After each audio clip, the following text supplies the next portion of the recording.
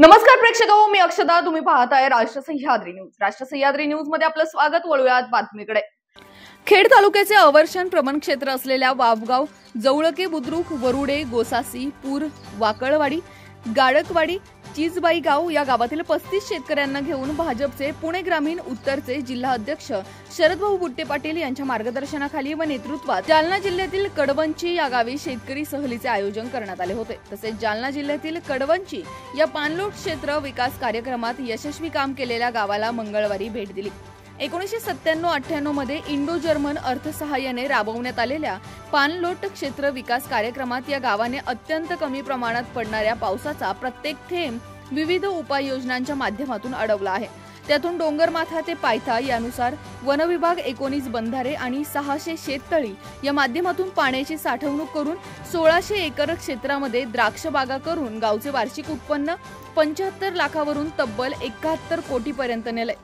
कडवंची या यशस्वी गावाची प्रत्यक्ष पाहणी करण्यासाठी आलेल्या गावातील लोकप्रतिनिधी आणि शेतकऱ्यांनी गाव शिवाराला भेट दिली. यावेळी कडवंची गावचे माजी सरपंच चंद्रकांत क्षीरसागर यांनी शेतकऱ्यांना पाणलोट क्षेत्र विकासासह पाण्याची साठवणूक, वापर आणि पीक पद्धती याबद्दल प्रत्यक्ष शिवार फेरी करत असताना माहिती दिली. खेड तालुक्यातील कळमोडी प्रकल्पाचे पाणी मिळेल या आशेवरती वावगाव परिसरातील ही गावे अनेक वर्ष बागायती शेतीचे स्वप्न पाहत आहेत. परंतु गेल्या अनेक वर्षात त्याला यश मिळाले नसून केवळ असे स्वप्न पाहत बसत वेळ घालवण्यापेक्षा आता सुरू असलेली पाणलोट क्षेत्र विकासाची कामे उत्तम दर्जाची करून आणि पीक पद्धतीमध्ये बदल करून नफ्याची शेती शेतकरी करू शकतो हे लक्षात घेऊन शरदभाऊ बुट्टे पाटील यांनी या अभ्यास सहलीचे आयोजन केले होते. तसेच खेड तालुक्यातील पूर्व भागात कायमच पाणी टंचाई भेडसावत असते. ही परिस्थिती लक्षात घेता येणाऱ्या काळात अशा प्रकारच्या उपाययोजना केल्या तर निश्चितच गावे सुजलाम सुफलाम होतील, असे यावेळी शरदभाऊ बुट्टे पाटील म्हणाले. नमस्कार. आता मी जालना जिल्ह्यातल्या कडवंची या गावामध्ये आहोत. या गावचे माजी सरपंच आणि या गावचं चित्र पाणलोटाच्या माध्यमातून शेती क्षेत्रामध्ये बदलणारे चंद्रकांतजी क्षीरसागर यांच्या शेतावर आम्ही आहोत. खेड तालुक्यातल्या जवळके, वाबगाव, चिजबाईवाडी, गाडकवाडी, वरुडे, वसासी, पूर, वाबगाव या पंचक्रोशीतले सगळे शेतकरी आणि प्रमुख सरपंच कार्यकर्ते आम्ही सगळेजण एकत्र कडवंची गावातलं शिवार फेरी करण्याच्या निमित्तानं आलेलो आहे. या गावानं इंडो जर्मनचा जो पाणलोटचा प्रकल्प होता 1997-98 त्या माध्यमातून कृषी विज्ञान केंद्र जालनाच्या माध्यमातून विजय अण्णा बोराडे आणि त्यांच्या टीमच्या माध्यमातून या ठिकाणी पाणलोटचं काम झालेलं आहे. आणि या गावामध्ये पडलेला पावसाचा प्रत्येक थेंब इथल्या शेतकऱ्यांनी त्या ठिकाणी अडवलेला आहे. मग त्याच्यामध्ये बंधारे असतील, सिमेंट बंधारे असतील, 600हून अधिक शेतकरी या गावामध्ये आहेत. आणि या गावचं उत्पन्न आता 70-75 लाखाहून हे 60-70 कोटीच्या पुढे गेलेलं आहे. आणि जवळजवळ हजारो एकर त्या ठिकाणी द्राक्ष शेती या ठिकाणी ठिबकच्या माध्यमातून या मंडळींनी साकारलेली आहे. आणि म्हणून त्यांनी केलेल्या उपाययोजना, पाणी अडवण्याच्या संदर्भातल्या उपाययोजना, पाण्याचं नियोजन, पीक पद्धती ही सगळी माहिती घेण्याच्या निमित्तानं आम्ही सगळे या ठिकाणी सकाळी खेळून निघालो. आता इथं पोहोचलेलो आहे. आणि आमच्या सगळ्या कार्यकर्त्यांनी, शेतकऱ्यांनी क्षीरसागर साहेबांशी प्रश्नोत्तर करून बऱ्यापैकी माहिती घेतलेली आहे. कारण याच पद्धतीने काही एवढाच पाऊस या सगळ्या खेड तालुक्याच्या पूर्व भागामध्ये पडतो. आणि म्हणून आमचा प्रयत्न आहे की केवळ आपल्याला कळमोडीचं पाणी येणार आहे आणि ते पाणी कधी येईल याची वाट बघत बसण्यापेक्षा ही सगळी मंडळी आता पाणलोटाचं काम त्या ठिकाणी करतायत. जलसंधारणाच्या अनेक उपाययोजना करतायत. पण त्याच्यामध्ये चुका होऊ नये, ते काम प्रभावी व्हावं आणि या परिसराचं चित्र बदलावं म्हणून आम्ही कडवंची गाव पाहायला आलो. सरपंच साहेबांनी पूर्ण शिवार फेरी करून आम्हाला इथली शेतकरी दाखवली, बंधारे दाखवले, पीक पद्धती दाखवली.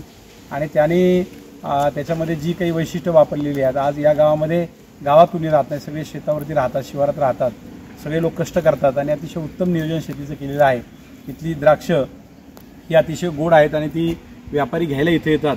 सगळ्या राज्याच्या आणि मोठ्या ज्या स्टेट बँका आहेत त्या स्वतःहून पीक कर्ज द्यायला शेतकऱ्यांना इथे येतात. एवढं या गावचं चित्र बदललेलं आहे. ते चित्र पाहण्यासाठी आलो असताना सरपंच साहेबांनी आम्हाला जे सहकार्य केलं त्याबद्दल आमच्या सगळ्यांच्या वतीनं त्यांना धन्यवाद देतो. आज जे पुणे जिल्ह्यातून तुमचं खेडगाव नाही का, खेडगाव ह्या गावामधून 8 ते 10 गावातून शेतकऱ्याची एक टीम आज साहेबांनी, बुट्टे पाटील साहेबांनी आपल्या शेतावर आणलेली आहे कडवंचीला व्हिजिट करण्यासाठी. तर एक मिनिट काय गरम झालं का? आज जे पुणे जिल्ह्यात कडवंची पाणलोटाला व्हिजिट करण्याकरता आलेली आहे आणि त्यांनी सांगितलं की आमच्याकडे बी पाणलोटाला सुरुवात झालेली आहे. तर मी एक संदेश देऊन इच्छितो की जे काही आमच्याकडून काही आमच्या कामामध्ये ज्या चुका झाल्या असतील किंवा काही आमची कामं अर्धवट राहिली असतील ते आमच्याकडून करण्याची तुम्हाला एक सुवर्ण संधी आलेली आहे. सगळ्या गावकऱ्यांनी ह्या पाणलोटाकडं चांगल्या नजरानं बघून पाणलोट एक आदर्श पाणलोट करावं. आणि एक अशी संधी आहे की कडवंचीसारखे अनेक गावं बनू शकते. कारण की निसर्गाची तुम्ही सांगितल्याप्रमाणे तुम्हाला अशी देणगी आहे की जे नाले बंधारे, जे माळरानं, जे डोंगर, छोटे मोठे डोंगर, हे आपल्याला एक निसर्गाची देणगी आहे. नाही तर काही काही गावाला नाला पाहायला मिळत नाही. तर जिथं नालाच नाही तिथं आज आपल्याला पाणलोट करता येत नाही. पाणलोट करता येत नाही तर आपल्याला प्रगतीसुद्धा आपली साधता येत नाही.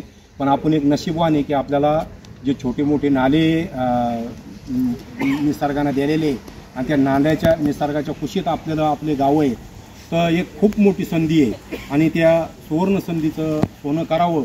आणि जर तुम्हाला काही याच्या पुढं काही अडीअडचणी अजून जर कामाच्या जर आल्या तर तुम्ही ज्या शेतकऱ्याची जशी आज तुम्ही एक मोठी टीम आणलेली आहे, अजून याच्यापेक्षा जर मोठी टीम आणली तर तुम्हाला काम करायला सोपं जाईल. कारण की आपल्यात एक आखोदे की हाल आपण जेव्हा तुम्ही आमच्या संग चर्चा करताना आमची काही देवाणघेवाण होईल त्या टायमालाच एकमेकाला आपली भाषा पटती. नाही तर हे चार भिंतीच्या आत येऊन जर सांगितलं की याला पाणलोट म्हणते, याला शिशिटी म्हणते, याला द्राक्षबाग म्हणते, तर हे आपल्या शेतकरी लोकांना पटत नाही. कारण की जेव्हा आपण स्वतः येऊन पाहाल किंवा रस्ते ह्या लोकांनी कसे विकसित केले, कशा बागा डेव्हलप केल्या, कशी पाणलोटाचं काम कसं झालं. मी तुम्हाला सांगितलं की आमच्या इकडं 74 लक्ष रुपयाचं उत्पन्नाचं गाव आज 25 वर्षामध्ये ते 72 कोटी रुपयावर गेलं आहे. ते अक्षरशः म्हणजे सगळे सत्यताच आकडे उतारलेले आहे. तुम्ही तुमच्या नजरानं पाहिले की आज तुम्ही पुण्यापासून निघले तर आज आपल्या सगळ्या शेतकऱ्याचे म्हणजे पेरणीचा टाईम आहे, मालं उगून आले, सगळे काळे घोर जंगलं आज आपल्याला पाहायला मिळाले. आणि तुम्ही या शिवारात एंट्री केल्याबरोबर तुम्हाला आज शेततळे पाहायला मिळाले, बागा पाहायला मिळाल्या. मी अशी विनंती करतो तुम्हाला की तुम्हीसुद्धा तुमच्या पीक पद्धतीत बदल करावा. आणि जे तुमच्या पूर्वीची जी पीक पद्धती आहे तिला तुम्हाला फाटा दिल्याशिवाय तुमच्या पीक पद्धतीत जेव्हा तुम्ही बदल करसाल तेव्हा तुमची आर्थिक परिस्थिती नक्कीच उंचवायला हे राहणार नाही. म्हणून सगळ्या शेतकऱ्याला मी हात जोडून विनंती करतो की आपण या पाणलोटाकडं चांगल्या नजरानं पाहावं. सगळ्याला लोकायला याच्यात संघटित करून हे काम एकदम नावारूपाला आणावं. आणि कडवंचीसारखे तुमचं खेडगाव बी सुद्धा काही व्हायला काही वेळ लागणार नाही. आणि एक नावारूपाला आलं की आम्हालासुद्धा तिथं आमंत्रित करावं. आम्हीसुद्धा तुम्हाला भेट देऊ. किंवा एकमेकाचं पाहिल्याशिवाय माणूस हे शेती करू शकत नाही का म्हणजे